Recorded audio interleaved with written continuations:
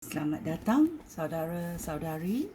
Hari ini kita mau mendengar Markus babak 7.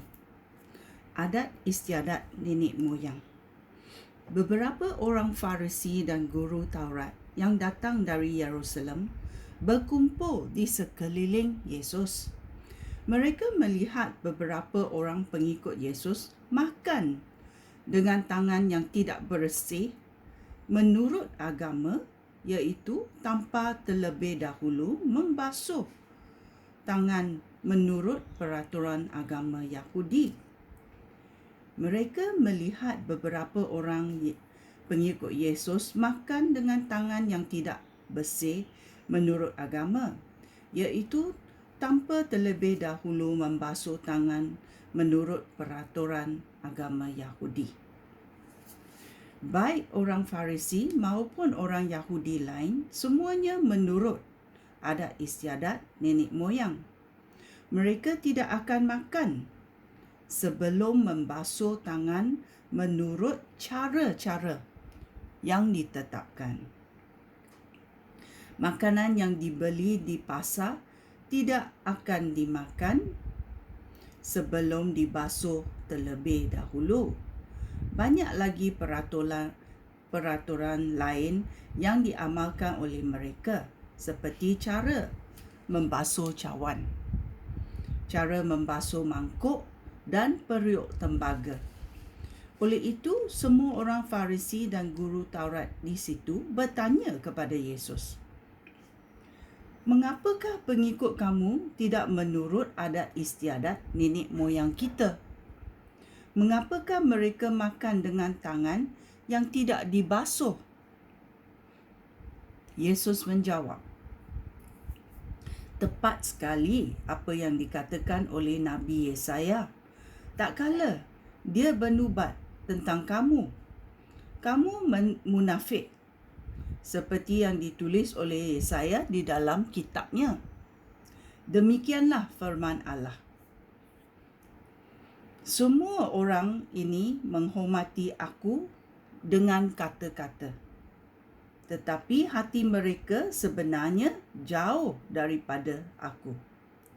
Sia-sialah mereka menyembah aku, kerana peraturan manusia diajar oleh mereka, seolah-olah peraturan itu hukum Allah. Kamu tidak mempedulikan perintah Allah supaya kamu mendapat menurut ajaran manusia." Yesus berkata pula, "Cerdik sekali cara kamu menolak perintah Allah untuk mempertahankan ajaran kamu sendiri. Musa memberikan perintah ini, 'Hormatilah ibu bapa kamu,' dan orang yang mencaci ibu bapa mesti dihukum mati. Tetapi kamu memberikan ajaran berikut, 'Jika seseorang berkata kepada ibu bapanya, apa yang harusnya saya gunakan untuk menolong ayah dan emak? Sudahlah, saya jadikan korban. Semuanya sudah saya persembahkan kepada Allah.'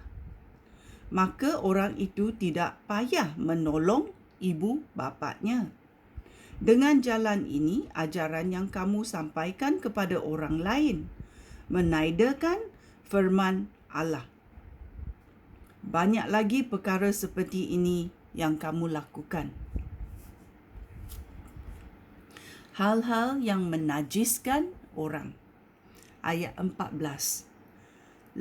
Lalu sekali lagi, Yesus memanggil orang ramai itu dan berkata kepada mereka, "Dengarlah, supaya kamu mengerti. Tiada sesuatu pun dari luar yang masuk ke dalam seseorang dapat menajiskan dia.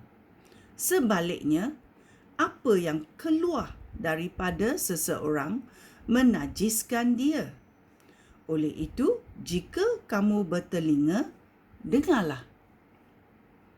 Apabila Yesus meninggalkan orang ramai lalu masuk ke rumah, pengikut-pengikutnya bertanya kepadanya tentang perumpamaan itu. Yesus berkata kepada mereka, "Kamu ini sama dengan mereka. Tidakkah kamu mengerti?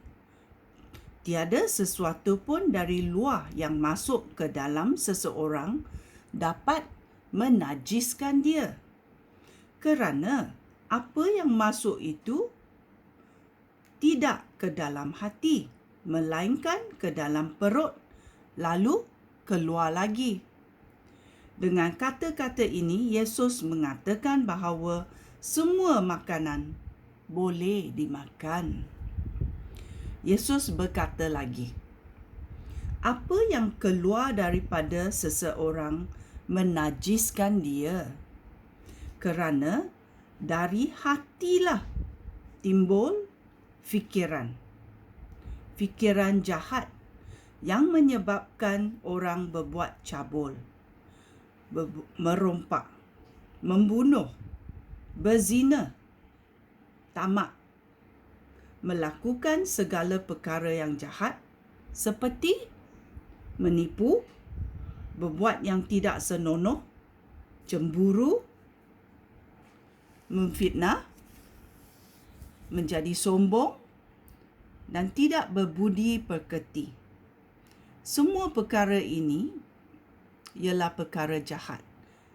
Perkara yang jahat ini timbul di dalam hati, dan hal itulah yang menajiskan orang.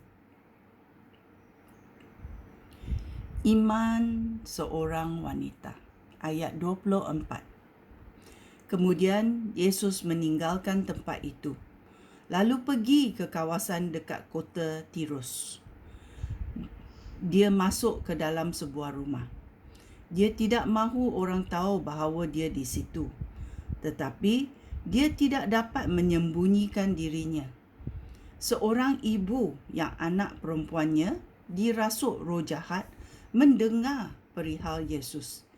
Dia segera datang kepadanya, lalu sujud di hadapannya. Wanita itu bukan orang Yahudi, dan dia dilahirkan di daerah Fenisia di Syria. Dia memohon supaya Yesus mengusir roh jahat yang merasuk anaknya. Tetapi Yesus menjawab, "Anak-anak harus diberikan makanan terlebih dahulu, kerana tidak patut kita mengambil makanan mereka lalu melemparkan kepada anjing." "Tuan," jawab wanita itu, "anjing di bawah meja pun makan sisa yang dijatuhkan oleh anak-anak." Yesus berkata kepadanya, "Kerana jawapan kamu itu, pulanglah. Roh jahat sudah keluar daripada anak perempuan kamu." Ketika ibu itu tiba di rumah, dia mendapati anaknya terbaring di katil dan roh jahat benar-benar sudah keluar daripada anak itu. Shalom. Yesus menyembuhkan seorang tuli yang ada kecacatan pertuturan. Kemudian Yesus meninggalkan daerah sekitar Tirus dan meneruskan perjalanan ke Tasik Galilea melalui Sidon. Dia melalui daerah 10 kota. Di situ beberapa orang membawa orang tuli yang ada kecacatan pertuturan kepadanya. Mereka memohon supaya Yesus meletakkan tangannya pada orang itu. Yesus membawa dia ke tepi, jauh dari orang ramai, lalu memasukkan jarinya ke dalam kedua-dua belah telinga orang itu. Setelah itu, Yesus meludah dan menjamah lidah orang itu. Kemudian Yesus menghadap ke langit dan menarik nafas yang panjang. Lalu dia berkata kepada orang itu, Efatah, yang bererti terbukalah. Seketika itu juga, telinga orang itu terbuka. Lidahnya pulih. Lalu dia mula bercakap dengan mudah. Selepas itu, Yesus melarang mereka menceritakan hal itu kepada sesiapa pun. Tetapi semakin Yesus melarang, semakin mereka menceritakannya. Semua orang yang mendengar hal itu sangat hairan.